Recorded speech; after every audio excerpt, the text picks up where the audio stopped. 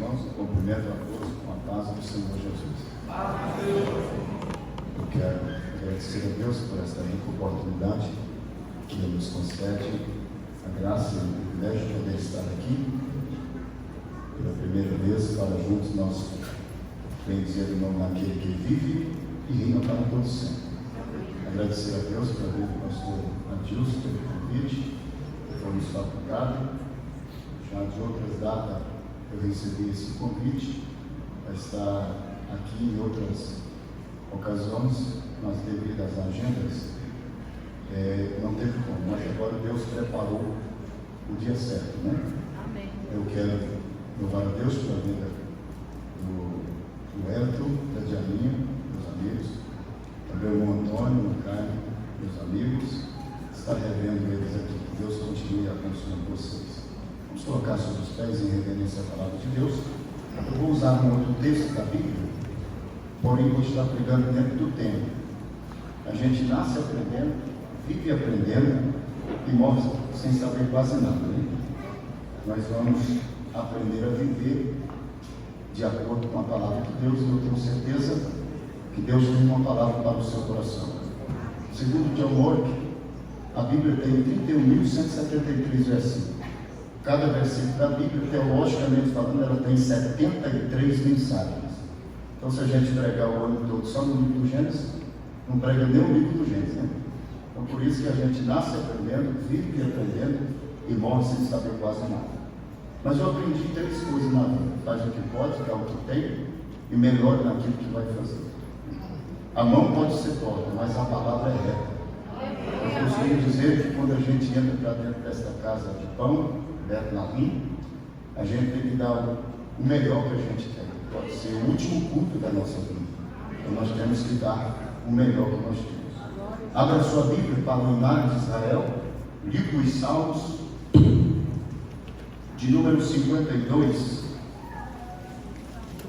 Livro dos Salmos, o Hinário de Israel. O tempo que foi me facultado, eu vou estar usando.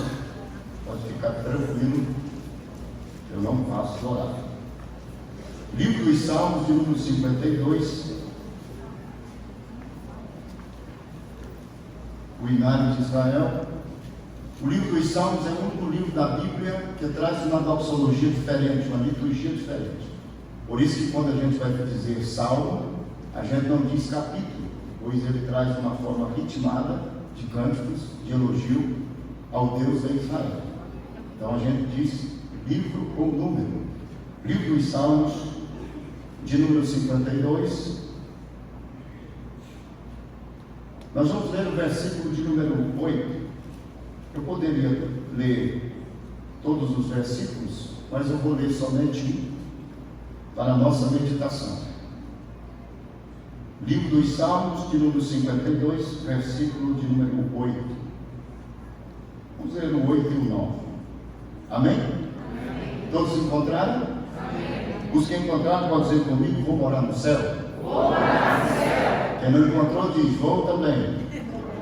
Então, meia dúzia aí, né? Quem não trouxe a Bíblia ganhou a nova aí, né? Pode ler. Está escrito assim: mas eu sou como uma oliveira verde na casa de Deus, e confio na misericórdia de Deus para sempre. Eu te louvarei para sempre, porque fizeste isto, e esperarei no teu amor, porque isto é bom diante dos santos. Amém? Tome assento e me preste a sua atenção.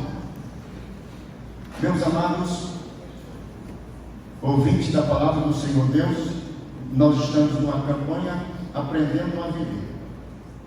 Eu costumo dizer que nós só aprendemos a viver quando nós servimos para servir. Porque quem não serve para servir, não serve para viver. Esse é o sentido da vida.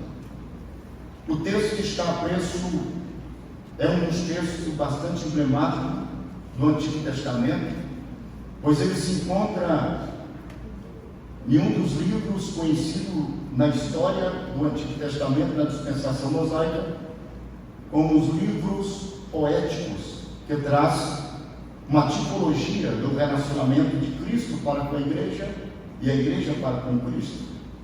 Haja vista que a Bíblia Sagrada, ela é divinamente inspirada pelo Espírito Santo. Todas as vezes que nós lemos a Bíblia, nós temos que entender pelo menos 3 princípios. Quantos princípios? 3 princípios. O primeiro princípio, que ela foi escrita para os judeus. O segundo princípio, ela foi escrita para os gentios.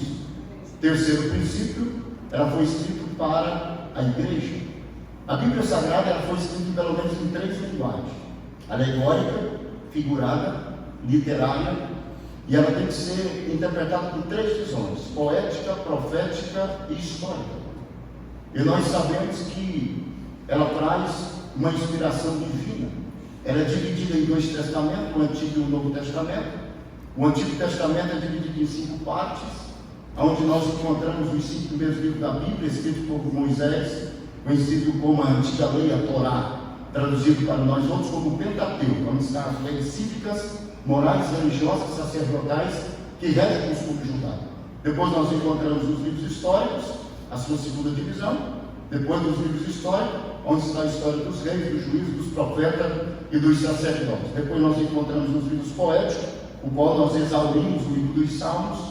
E depois nós encontramos os livros proféticos, que na 4ª divisão, o livro dos profetas maiores, aquele que pregou para o Israel resgatado do cativeiro. E depois nós vamos encontrar nos livros proféticos, que está dividido na 5ª e última parte do Antigo Testamento, livros dos profetas menores, que já prega para um Israel que tirou as arcas do salgueiro e voltaram a louvar o nome do Senhor. Após o último livro do Antigo Testamento, da minha sua Bíblia, ser escrito, o livro do profeta Malaquias, após 400 anos, quantos anos? 400. Após 400 anos vai ser composto os 4 evangelhos: Mateus, Marcos, Lucas e João. Mateus, Marcos, Lucas e João está no Novo Testamento, porém Cristo está cumprindo a lei. Todas as vezes que vocês lerem qualquer um dos 4 evangelhos, vocês têm que aprender que aqui Jesus está no corpo 100% homem e 100% Deus. Ele está desenvolvendo o ministério, vivendo como homem, e sofrendo como homem, e vencendo como homem.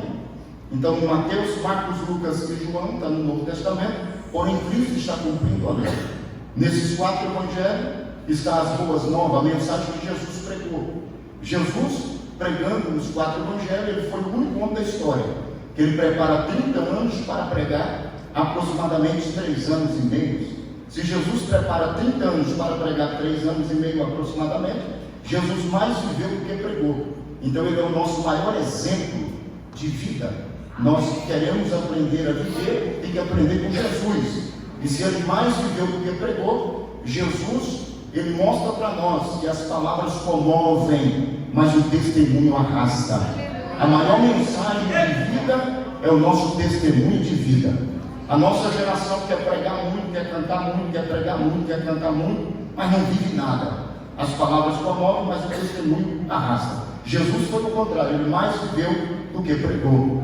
E nos 4 evangelhos eu aprendo também que Jesus, ele prepara 30 anos para pregar 3 anos e meio. Quando Jesus falava, Jesus pensava profundo e falava raso.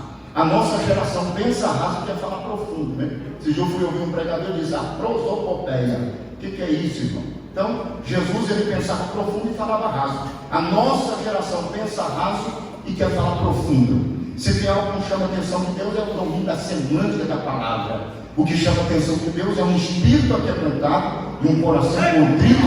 Eu creio que tem uma meia dúzia aqui nesta noite. Depois dos 4 evangelhos, nós encontramos 3 epístolas, que está dividida em pastorais e gerais. Se nós não considerar a carta anônima aos Hebreus, escrita pelo apóstolo Paulo. Depois a carta de Tiago, o meio-irmão de Jesus, isso no Novo Testamento, na dispensação da graça. Depois a epístola de João, de Pedro, e a epístola de Judas, e por fim o livro do Apocalipse. Interessante que o primeiro livro da Bíblia, o livro do Gênesis, livro do princípio, livro do começo, porém termina com morte. Apocalipse é o último livro da Bíblia, conhecido como escatológico ou escatologia, que significa tratar em resumo das últimas coisas, porém ele termina com vida. Jesus pregou isso no sermão da bem-aventurança. Mateus capítulo 24, versículo 12, 13 e o versículo 35. Mateus capítulo 24, versículo 12, Jesus diz assim: por multiplicar a iniquidade, o amor de quase todos esfriariam. Verso 13: mas os que perseveraram amando será salvo, até o fim será salvo. Mas o verso 35 é o que eu mais estou apaixonado. No verso 35, Mateus 24, ele diz: passarão os céus e a terra, mas as minhas palavras jamais passarão.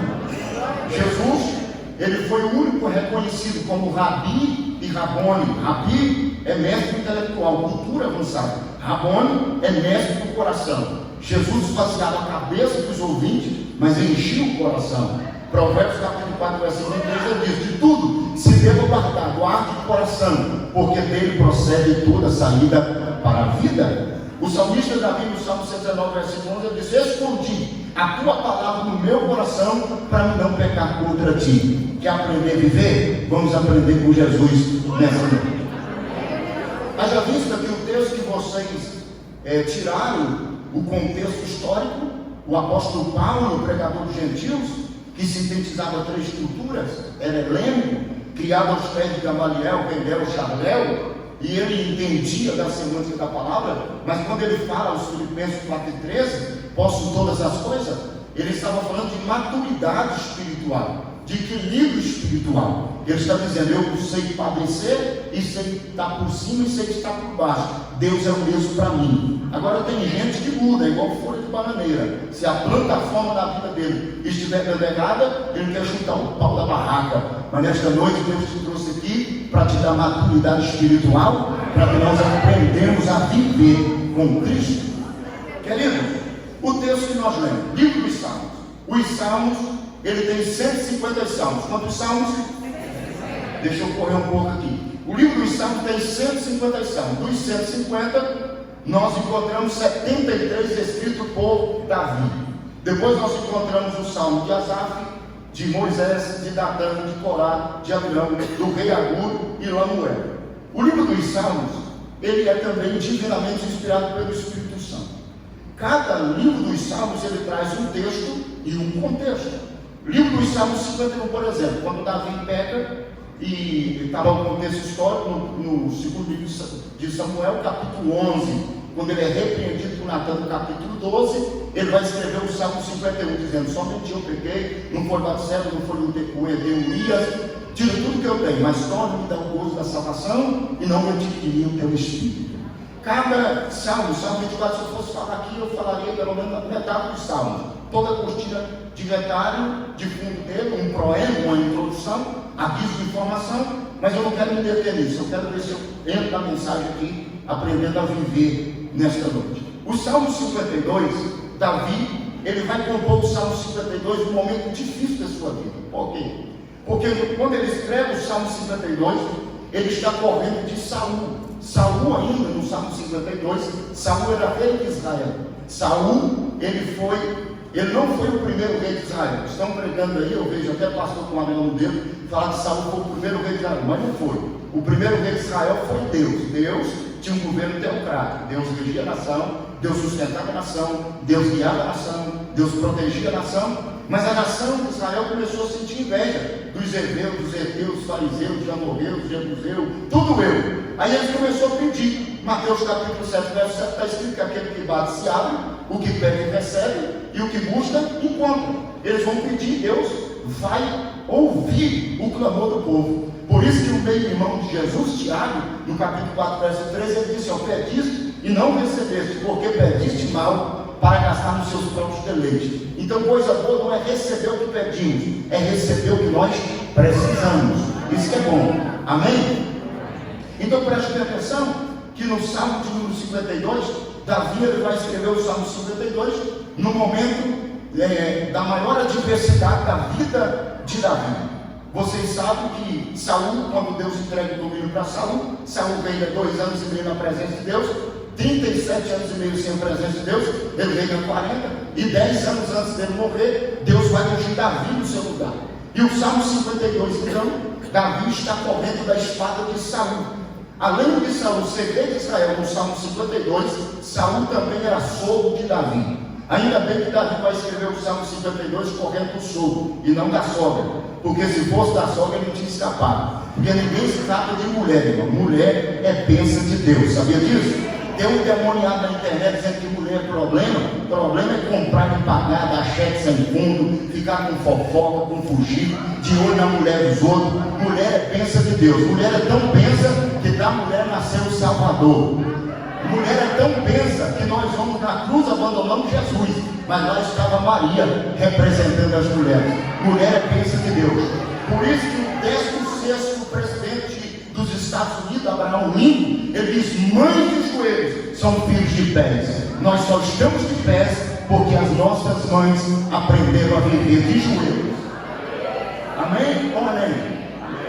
Eu achei bonito que o pastor Adilson ficou a igreja para orar. A gente não vê isso mais, porque Jesus venceu orando. Você pode até orar sem ser crente, mas ser crente sem orar é impossível. Nós temos que orar. Por que, pastor Vidal, temos que orar? Porque os nossos joelhos nos levarão mais longe do que os nossos pés. Isso é maravilhoso. Então, o Salmo 52, Davi vai compor ele num momento difícil.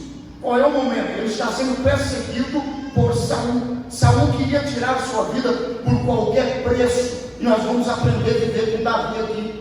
No Salmo 52, o contexto histórico do Salmo 52, primeiro livro de Samuel, capítulo de número 21, versículo 1 a 11. Quando Davi então está escrevendo o Salmo 52, o contexto histórico do Salmo 52 está no primeiro livro de Samuel, capítulo 21, versículo 1 a 11. Davi então vai descer para uma cidade por nome Nob. Qual é o nome da cidade? Nob. Davi não pode ir para Jerusalém, para Judá, nem para Samaria. Ele vai descer para a cidade de Nob, quando ele está compondo o Salmo 52. Por quê? Porque na cidade de Nob tinha um santuário. O que tinha em Nob? Um santuário. Quem cuidava do santuário? O sacerdote Ahimelech. A primeira aplicação para nós aprender a viver com Davi, Davi está mostrando que no momento da adversidade, não fique em casa, vem para o santuário, porque no santuário Deus tem a última palavra. É no santuário. Deus não abre mão do santuário, sabia disso? Olha lá no primeiro de Samuel, capítulo 1, Penina e Ana, casado com Eucana, o tempo da poligamia. A Bíblia diz que Penina tinha dado 10 filhos para Eucana, porém Ana, Deus havia cerrado a sua madre. Mas ela, no versículo 9 do capítulo 1 de Samuel, ela não se conforma e levanta. A palavra levanta vem do latim, que significa ânimo. De João, capítulo 16, versículo 33, Jesus diz: eu escrevi para que em mim tenhais paz. No mundo tereis aflições, mas tem de bom ânimo, porque eu venci. Quando ele diz bom ânimo, ele está dizendo levantar. Arremete para o latim significa Deus dentro de nós. Então Ana se levanta, sai da sua casa e vai para o templo. Quando ela chega no templo, a Bíblia diz que ela chora muito e faz um voto. Quando ela faz um voto, sabe qual foi o voto? Ela disse: livramentos atentados para a aflição da tua serva, e da tua serva te lembrares, e a tua serva deres um filho. Aí Deus fica de pé no trono. Gabriel ou Miguel, não sei qual tempo que ele chama, ele diz: vai lá e abre a madre desta mulher. Por que, Senhor? Porque ela está pedindo um filho. Aí Deus precisava de um homem, porque Deus tinha rejeitado Eli e Ofni e Finéias. Deus precisava de um homem e Ana pede um filho. Então, quando a minha vontade é a vontade de Deus, não tem capeta, não tem demônio, não tem fugir, não tem oração contrária que impede o milagre de Deus cair na sua vida. Aí ele olhou para ela e disse: não, então come, bebe e vai embora com a vida de sua esposa, porque assim será a sua petição. E a Bíblia diz que Deus abriu a sua madre e ela gera um filho por nome Samuel. O único que teve o ministério que Jesus teve, profeta, juiz e sacerdote. Aprenda uma coisa aqui nesta noite. Olha para você ver. Deus vai dar um filho para Ana, não é para mostrar para Penina que Ana serviu o Senhor, não. É porque ela deixa a casa e vem para o templo. Porque no templo Deus resolve o problema da nossa casa. Quando a gente aprende a viver no templo, a gente vive bem em casa, na rua e nas faculdades. Então Deus vai dar um filho para Ana, porque Deus precisava de um homem. Tudo que Deus te deu não é para a sua glorificação, é para a adoração do Deus de Israel. Por isso que tem gente que vai morrer pedalando bicicleta, porque ele quer ganhar um carro, comprar uma caminhoneta, para parar na frente da igreja, para mostrar para os outros que tem também. Deus nunca vai te dar. Deus só vai te dar quando você aprender a viver, que aquilo que Deus te deu é para a glorificação dele. Todos os seres humanos, os seres humanos são universos divididos em partículas, em miniatura, que aprendemos a viver no nosso tricótono, espírito, corpo e alma. Na nossa carne estão os nossos desejos, apetite, vontade. A nossa alma segue as nossas emoções, e o espírito, aonde comunicamos para com Deus. Deus só vai nos agraciar com toda a prosperidade quando nós aprender a viver. Tem gente aqui que Deus já prosperou, porque sabe viver, e ele vive para a glorificação de Deus. O dia que você pensar que você vive só em torno de você e para de ser útil, Deus não te abençoará. Mas quando você reconhecer que toda a sua matéria, obra-prima de Deus, foi feito da mesma matéria, não tem ninguém melhor do que ninguém, desde o limpador do chão até o mais alto cientista, todos são úteis para o reino de Deus ser glorificado. Amém ou amém? Mas deixa eu voltar para o texto aqui. O contexto histórico. A Bíblia diz que no Salmo 52, Davi está correndo de Saul, e ele vai descer para a cidade nova. O contexto histórico, 1 Samuel capítulo 21, versículo 11. Ele vai para o templo na cidade nova, porque quem cuidava do templo na cidade nova era o sacerdote Ahimelech. Qual era o nome do sacerdote? Davi, então, no momento da adversidade, ele vai ensinar para mim e para você, para a gente não ficar em casa, para a gente vir para o templo, porque aqui que Deus dá o manual do fabricante, dá para nós aprender a viver. Só que o contexto histórico do Salmo 52, 1 Samuel capítulo 21, versículo 11, quando Davi chega na cidade nova, e no santuário, cuidado pelo sacerdote Ahimelech, Davi vai fazer 2 pedidos. Quantos pedidos? 2 pedidos. O primeiro pedido foi esse: eu quero pão para comer. Segunda aplicação que eu quero aplicar aqui nesta noite, para a gente aprender a viver, a gente tem que vir para o santuário. E quando a gente vir para o santuário, a gente tem que vir com fome das coisas espiritual. Ele chega no santuário, está lá no contexto do Salmo 52, 1 Samuel capítulo 21, versículo 11. A Bíblia diz que ele vai pedir pão para comer. O sacerdote, abre aspas aqui, o sacerdote Ahimelech vira para Davi e diz: eu não tenho pão comum à mesa.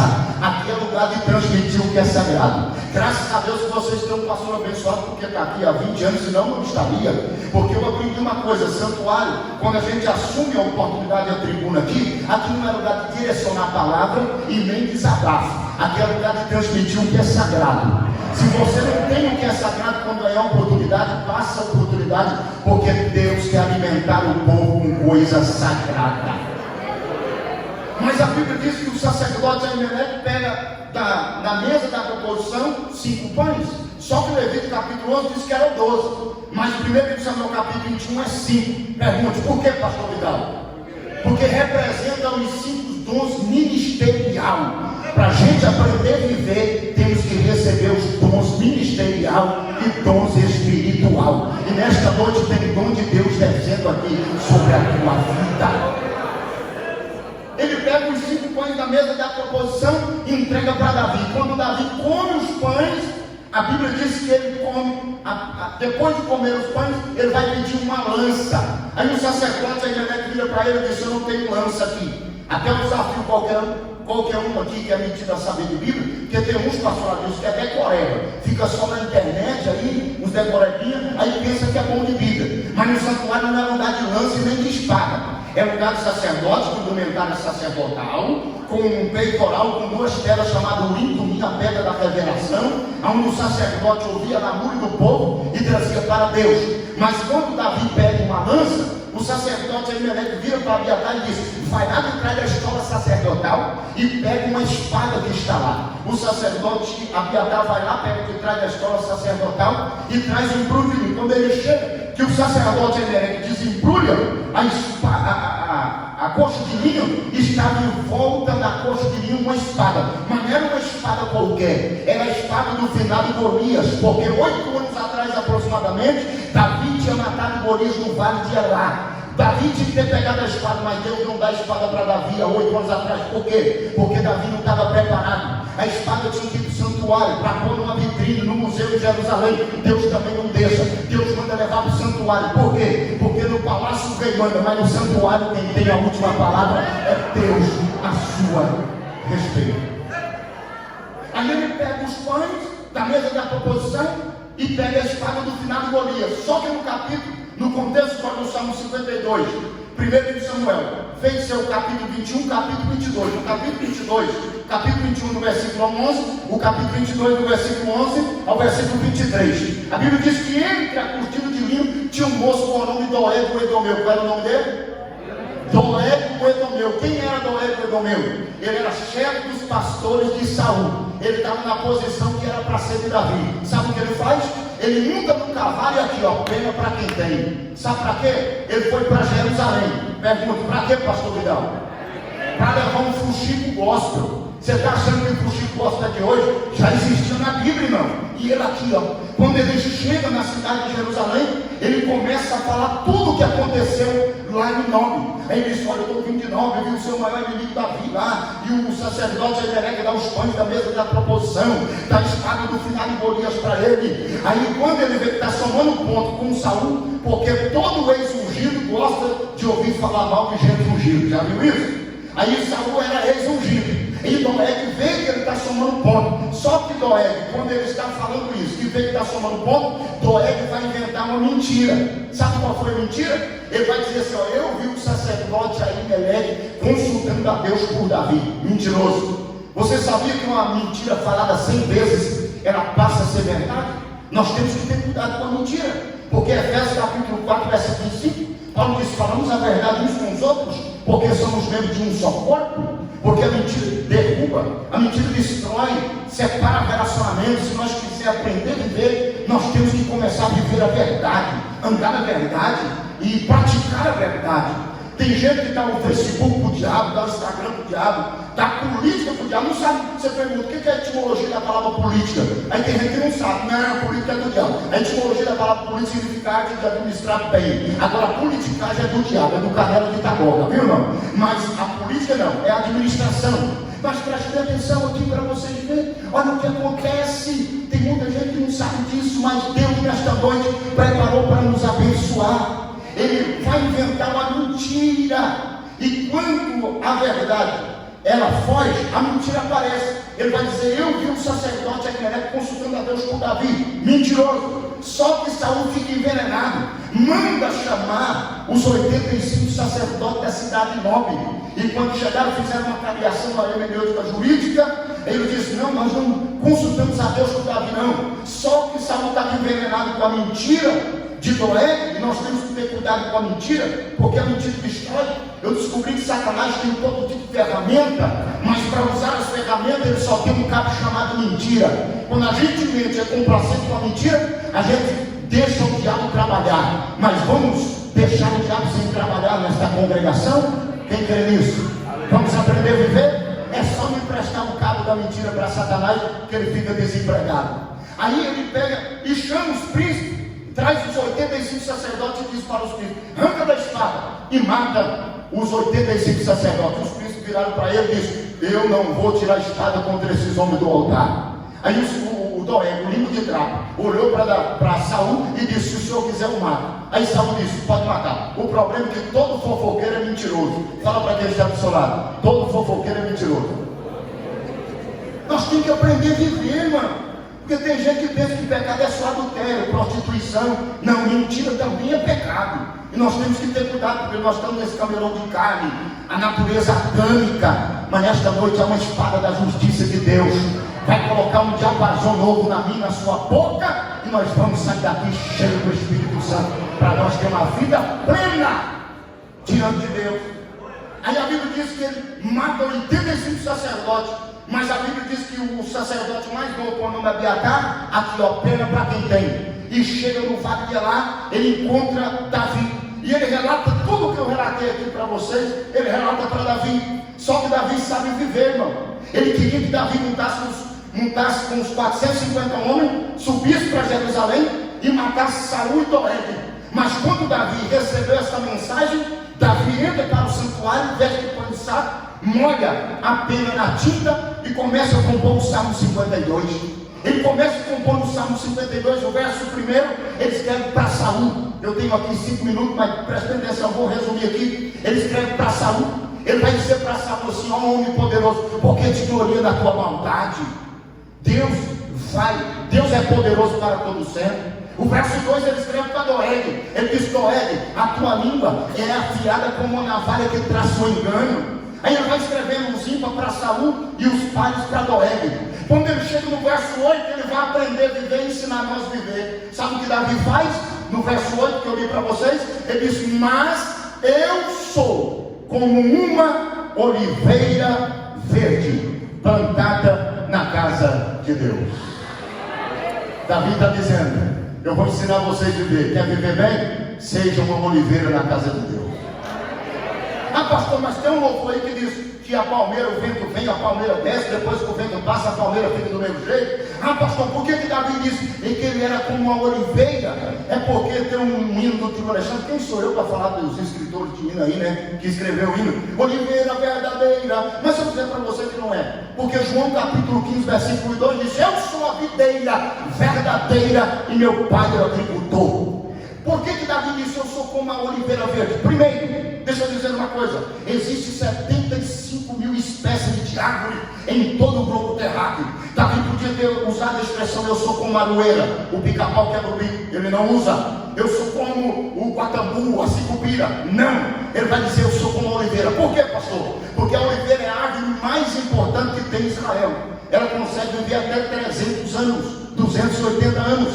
E a única árvore que dá o fruto chamado azeitona. E da azeitona das oliveiras de Israel levam para a prensa na rocha e tira 3 tipos de azeite. O primeiro tipo de azeite que sai das oliveiras, da azeitona das oliveiras de Israel, não pode comercializar. Por quê, pastor Vidal? Tem que levar para o santuário para adoração ao Deus de Israel.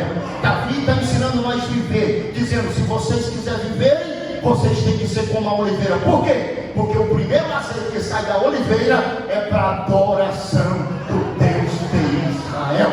Sabe por que Deus te fez? Para a adoração do Deus de Israel. Mas sabe, o segundo tipo de azeite também não pode vender, não pode comercializar. Por que, pastor Vidal? Tem que levar para o santuário para pôr no candeeiro, no candelabro. Para quê? Para dar luz. Davi está dizendo: se vocês quiserem viver, aprender a viver, olha para a oliveira. O segundo azeite que sai dela não pode comercializar. Por quê? Levou para o santuário para dar luz no santuário. Davi estava passando a segunda mensagem: não adianta tentar contra a minha vida, porque eu nasci para ser luz em meio às trevas. Quer ter uma vida bem sucedida na presença de Deus? Primeiro, seja e reconheça que você nasceu para glorificar a Deus. Segundo, que você é luz em meio às trevas. Mas sabe, o segundo azeite é para quê, pastor Vidal? É para levar para o santuário para a alimentação. Davi estava dizendo: se vocês quiserem viverem uma vida bem diante dos olhos de Deus, seja alimento para esta nação sedenta de Deus. Quando Deus pode glorificar? Mas eu fui atrás e vou encerrar agora. 2 minutos eu encerro, pastor Adilson. Presta atenção aqui. Por que Davi disse: eu sou como uma oliveira verde? Sabe por quê? Quem quer saber, diga amém. Gênesis capítulo de número 6. Eu vou compartilhar com vocês que vocês merecem. Eu vou compartilhar algo aqui de Gênesis 6 que vocês ainda não viram, mas está na Bíblia. Presta atenção. Gênesis capítulo 6, Deus chama a declaração. Gênesis capítulo 7, Deus chama Noé e diz: constrói uma arca. Eu pergunto, vocês me respondem bem rápido. Deus deu o comprimento da arca para Noé, sim ou não? Deus deu a largura? Deus deu a altura? Deus mandou por janela? Deus mandou por a porta? Só que a única coisa que Deus tinha que mandar fazer, Deus não fez. Na linguagem náutica, Deus tinha que ter falado para Noé: faz o leme, o timão. Deus não fez. Por quê? Deus está dizendo: Noé, cresça, projeta, sonha, vive, mas a direção tem que estar no meu comando. Quer ter uma vida boa? Prospere, faça faculdade, estuda, cresça, sonha, projeta, mas não tira a direção da tua vida da mão do Todo-Poderoso. Não, se for para Jesus, está fraco. Ensina.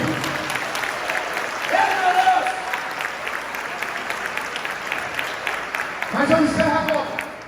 Por que Davi disse no Salmo de número 52, verso 8, dizendo: eu sou como a oliveira verde? Gênesis capítulo de número 7. Noé faz a arca, ele vai gastar de 80 a 95 anos para construir a arca. 120 ele prega, mas ele vai na construção de 80 a 95. Noé constrói a arca. Ele entra com a sua família e o que Deus faz? Fecha a porta, 40 dias e 40 noites. Deus abre a fonte do abismo. Tanto água descia como subia.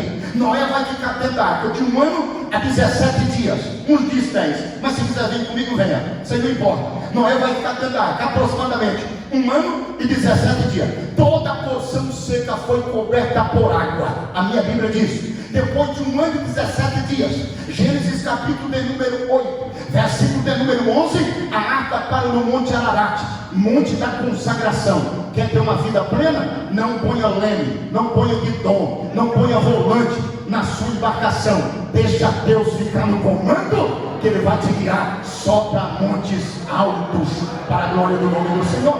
Gênesis capítulo 8, pastor Adilson. O Senhor, a Bíblia diz que Noé, quando para, que as águas do dilúvio começam a baixar, ele abre a janela da água e solta o corvo, não é? O corvo vai lá e acha o cadáver e não volta para a água. Noé espera mais 7 dias e abre a janela da água e solta uma pomba. A pomba vai, não acha nada para pousar e volta para a arca. Noé espera mais 7 dias. Gênesis 8 e 11. Prepara para dar glória a Deus. A Bíblia diz que ele abre a janela da arca e solta a pomba. A pombinha vai, daqui a pouco a pomba vai voltando para a arca. E no bico da pomba tinha uma folha de oliveira verde. Prepare para adorar a Deus. 1 ano e 17 dias. Cadê a moeira, pastor Vidal? Apodreceu.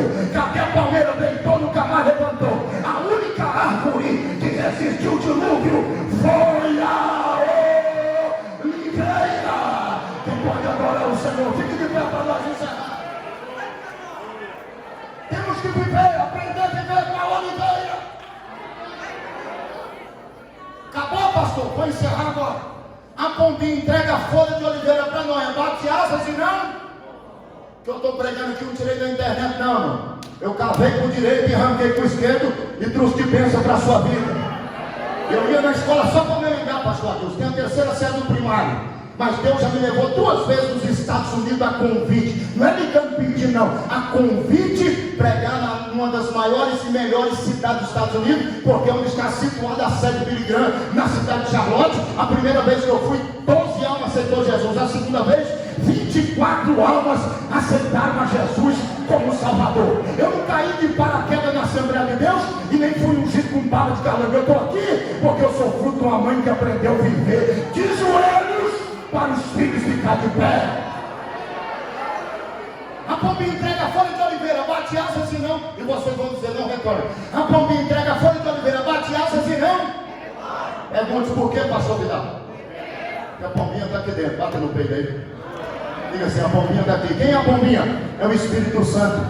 Lucas capítulo 3, Mateus capítulo 3.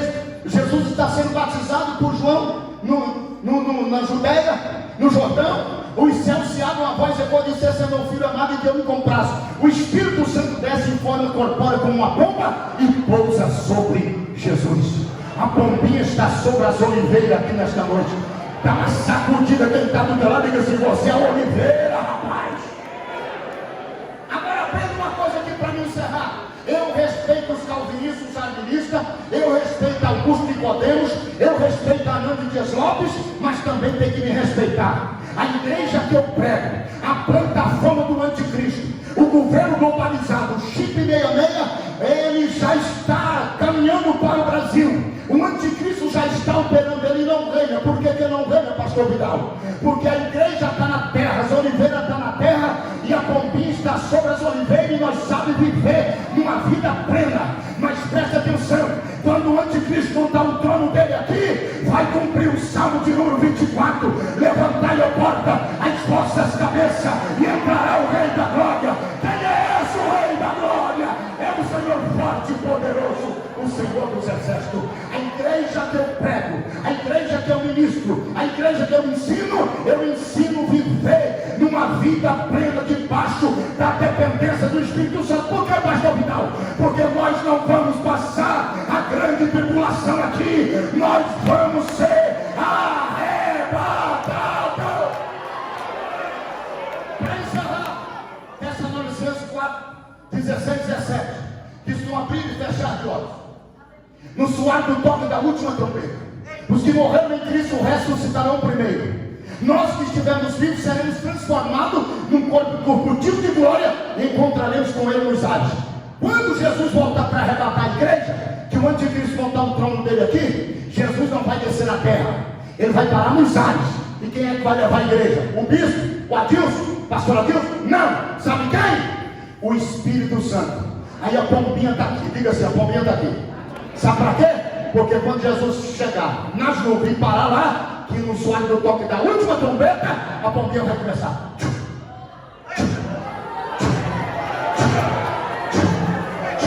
E estaremos com Ele para sempre. Viva uma vida cheia do Espírito para ser arrebatado antes da grande tribulação. Amém? Que Deus abençoe a todos. Quem tem braço faz assim, ó. Um abraço meu para todos, em nome de Jesus. Obrigado, pastor Adilson.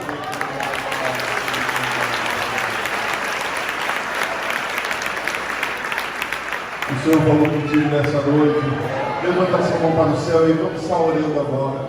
Que o Espírito Santo esteja falando no seu coração. Aleluia, mais e mais. Que você sinta a presença do Espírito Santo e esteja orando.